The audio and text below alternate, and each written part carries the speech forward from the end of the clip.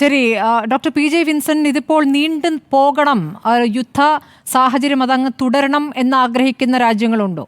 ഇത് തുടരും, ഈ ആക്രമണം തുടരുമെന്ന് ഇപ്പോൾ ഇസ്രായേൽ പറയുന്നുണ്ട്. അതൊരു വെറും ഭീഷണിയായി കണ്ടാൽ മതിയോ? അല്ല, ഈ യുദ്ധം തുടരാതെ നിവൃത്തിയില്ലാത്ത സാഹചര്യമുള്ളത് ഇസ്രായേലിന് മാത്രമല്ല, അമേരിക്കയ്ക്കും വളരെ പ്രധാനപ്പെട്ട തന്ത്രപരമായ താല്പര്യങ്ങൾ ഈ മേഖലയിലുണ്ട്. ഒരു 3000 വർഷം, ഒരു 3 സഹസ്രാബ്ദങ്ങളെങ്കിലുമായി മെഡിറ്ററേനിയൻ ലോകം, ഇന്തോനേഷ്യൻ ലോകം, അതുപോലെ ഏഷ്യയുടെ പസഫിക് ലോകം, ഈ പ്രധാനപ്പെട്ട മേഖലയെ ബന്ധിപ്പിച്ച് നടത്തുന്ന ഇൻ്റർനാഷണൽ ട്രേഡിൻ്റെ ഒരു പ്രധാനപ്പെട്ട കേന്ദ്രമാണ് ഈ ചെങ്കടൽ.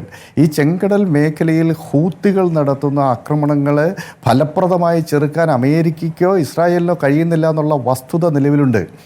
അപ്പം ഈ സംഘർഷം ശക്തിപ്പെട്ടു നിന്ന സമയത്ത് എത്രയോ കൊമേഴ്സ്യൽ കപ്പലുകൾ ആഫ്രിക്കൻ മുനമ്പ് ചുറ്റി അമേരിക്കയിലേക്കും പശ്ചിമ യൂറോപ്പിലേക്കും പോകേണ്ടുന്ന സാഹചര്യമുണ്ടായി. ഈ ഹൂത്തികളുടെ മറ്റൊരു പ്രത്യേകത, ഇറാനികൾ നേരത്തെ ഫസൽ ഖഫൂർ സാർ സൂചിപ്പിച്ചതുപോലെ ആര്യൻ വംശജരാണ്. പക്ഷേ ഹൂത്തികൾ അവർ പ്രവാചക പരമ്പരയിൽപ്പെട്ട അറബികളായിട്ടുള്ള ഷിയാക്കളാണ്.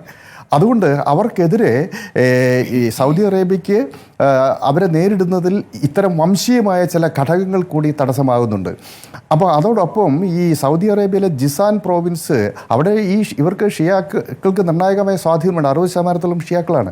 അപ്പോൾ ഈ യമനും അതുപോലെ ഈ സൗദി അറേബ്യയുടെ ഈ മേഖലയിലേക്കൊക്കെ ഹൂത്തികളുടെ സ്വാധീനം വ്യാപിച്ചു കഴിഞ്ഞിരിക്കുന്നു. അപ്പോൾ ചെങ്കടലിലൂടെയുള്ള കപ്പൽ വ്യാപാരത്തെ ഇപ്പോഴും നിർണായകമായി നിയന്ത്രിക്കുവാനും അതിലെ സഞ്ചരിക്കുന്ന അമേരിക്കയുടെ വാർഷിപ്പുകളെ വരെ ലക്ഷ്യം വയ്ക്കുവാനും ഹൂത്തികൾക്ക് കഴിയുന്നുണ്ട്. അപ്പോൾ ഇറാനെ ഈ മേഖലയിൽ പൂർണ്ണമായി നിശബ്ദമാക്കാതെ ഹൂത്തികളെ നേരിടുക സാധ്യമല്ല. അപ്പോൾ അങ്ങനെ ഒരു താല്പര്യവും കൂടി, അത് അമേരിക്കൻ താല്പര്യം മാത്രമല്ല, അത് വികസിത മുതലാളിത്ത ലോകത്തിൻ്റെ പൊതുവായ താല്പര്യമാണ് ചെങ്കടലിലൂടെയുള്ള വ്യാപാരം. അത് തടസ്സമില്ലാതെ സ്വാഭാവികമായി മുന്നോട്ട് പോകണം എന്നുള്ളത്. ഈ കാര്യത്തിൽ ഈജിപ്ത് ഈജിപ്തിൻ്റെ പ്രധാനപ്പെട്ട വരുമാനം ഈ സൂയസ് കനാലിലൂടെയുള്ള കപ്പൽ ഗതാഗതമാണ്. അതുകൊണ്ട് ഈജിപ്ത് അടക്കമുള്ള അറബ് രാജ്യങ്ങൾക്കും ഇതിൽ താല്പര്യമുണ്ട്. അപ്പോൾ ഈ ഘടകങ്ങളെല്ലാം ചേരുമ്പോൾ ഈ ഇറാനെ ന്യൂട്രലൈസ് ചെയ്യുക എന്നുള്ളത് അമേരിക്കയുടെ ഒരു പ്രത്യേക, അമേരിക്കയുടെ ആ മേഖലയിലുള്ള താല്പര്യങ്ങളെ സംരക്ഷിക്കാൻ അനിവാര്യമാണ്. അതുകൊണ്ടാണ് ഞാൻ നേരത്തെ സൂചിപ്പിച്ചതുപോലെയുള്ള സഖ്യങ്ങൾ, ഈ സുന്നി സഖ്യം അത് വിപുലപ്പെടുത്തി ഇറാനെ അറ്റാക്ക് ചെയ്യാനും ഇറാനെ ഡീസ്റ്റെബിലൈസ് ചെയ്യാനുമുള്ള ശ്രമം നടത്തുന്നത്. ഇപ്പോൾ ഇറാനും പാകിസ്ഥാനുമായിട്ട് ചില ബോർഡർ കോൺഫ്ലിക്റ്റ് അടക്കമുണ്ട്. ഇത്തരം ഘടകങ്ങളെ കൂടി ഉപയോഗിക്കുന്നതിൻ്റെ ഭാഗമായിട്ടാണ് ഈ വിശാലമായ സുന്നി സഖ്യത്തിലേക്ക് പാകിസ്ഥാനെ കൂടി കണ്ണു ചേർക്കാനുള്ള ശ്രമം നടക്കുന്നത്. അപ്പോൾ ഇതിനകത്ത് അമേരിക്കയുടെ മേഖലയിലെ തന്ത്രപരവും സാമ്പത്തികവുമായ താല്പര്യങ്ങളെ സംരക്ഷിക്കാൻ വേണ്ടി രൂപപ്പെടുത്തിയിട്ടുള്ള ഒരു സഖ്യമാണ്. രൂപപ്പെടുത്തിയിട്ട് ആ തന്ത്രത്തിൻ്റെ ഭാഗമായിട്ടാണ് ഈ ആക്രമണം. അതോടൊപ്പം ഒരു കാര്യവും കൂടെ വളരെ പ്രധാനപ്പെട്ടതാണ്.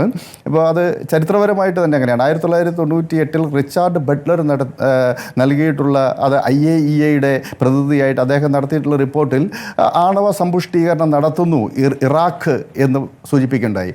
അതിൻ്റെ മറുപടിച്ചാണ് അന്ന് ഇറാഖിനെ ഓപ്പറേഷൻ ഡെസേർട്ട് ഫോക്സ് എന്ന പേരിൽ ഒരു സൈനിക നടപടി അമേരിക്ക നടത്തിയത്.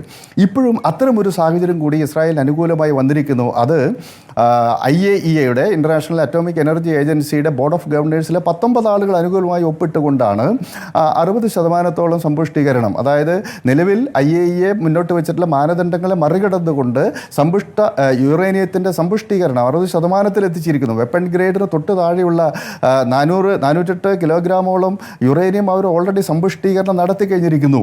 ഒരുപക്ഷെ ഇത് ഉപയോഗിച്ചിട്ട് തന്നെ ഉണ്ടാക്കുന്ന ഇസ്രായേലിനെ തകർക്കാൻ സാധിക്കുമെന്നുള്ള സാഹചര്യമുണ്ട്. അപ്പോൾ ഈ IAEAയുടെ ബോർഡ് ഓഫ് ഗവർണേഴ്സിൻ്റെ പ്രമേയം പാസ്സായതോടുകൂടി ഇസ്രായേലിന് ഒരു മോറൽ ലിവറേജ് കൂടി ഇക്കാര്യത്തിൽ കിട്ടിയിട്ടുണ്ട്.